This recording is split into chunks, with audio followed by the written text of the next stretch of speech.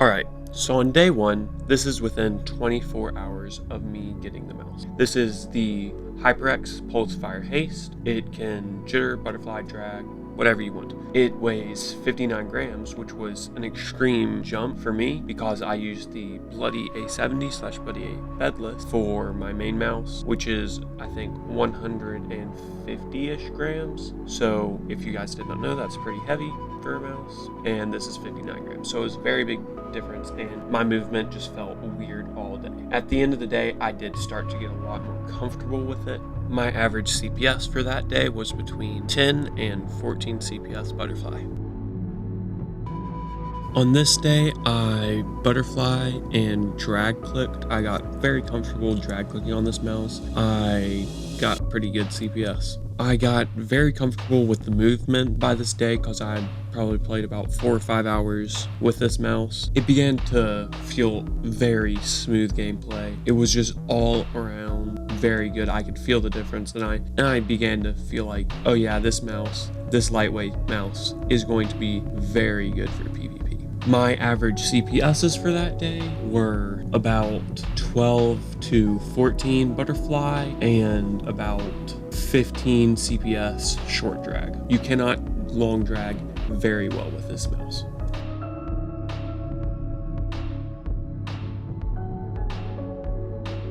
On day 3, it kind of felt like an average day. I didn't feel like I got any more or less CPS. Kind of just felt kind of normal, but I did get very confident with my butterfly clicking that day, and I just felt consistent, and I got pretty comfortable jitter clicking on the mouse. I don't jitter click very well, but on this mouse it did feel well.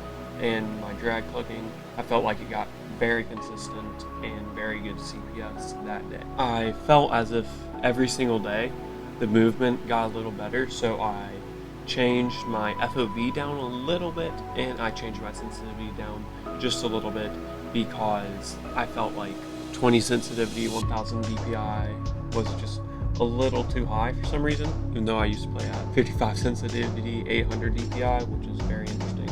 The average CPSs for this day were about 12 to 15 CPS butterfly clicking, about 15 to 20 CPS short drag, and probably between 10 and 12 CPS jitter.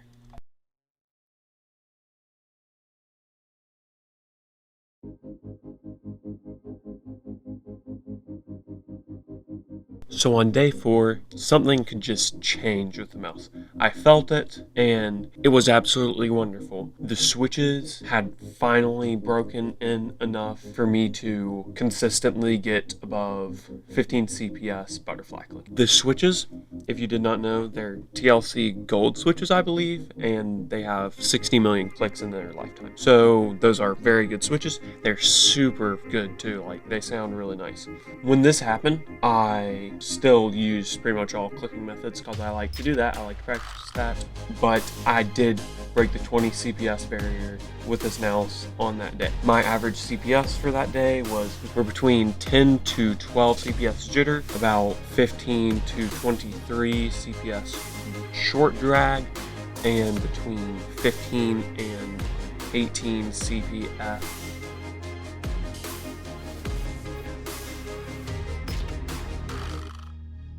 Alright, on day 5, I had a chance to play with Hikari and a few other pretty good players, so I played Treasure Wars instead of SG, which I was supposed to do. But whatever. I was really getting very comfortable with movement. I just felt very confident. I also got very confident in jitter clicking with this mouse.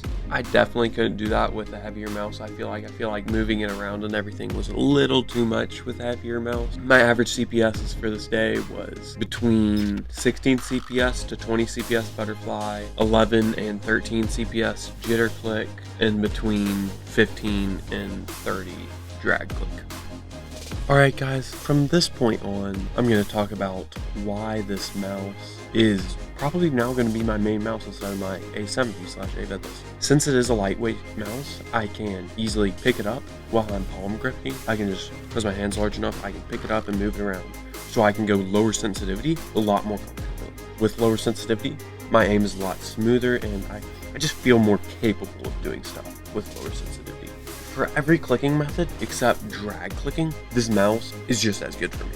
Like, it's gotten just the same amount of consistent CPS as my A70. It's just so much better. I was expecting this mouse when I got it to be a good mouse because I saw very good reviews on it, but I did not expect it to be this good. It is absolutely amazing.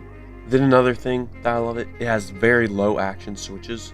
If you don't know what that means it's less of an area to go down and up, while the A70 has a lot more, so I can jitter click higher on it, and jitter clicking is actually fun on this mouse, unlike my A70 because there's so much action on it. This mouse is just so much better.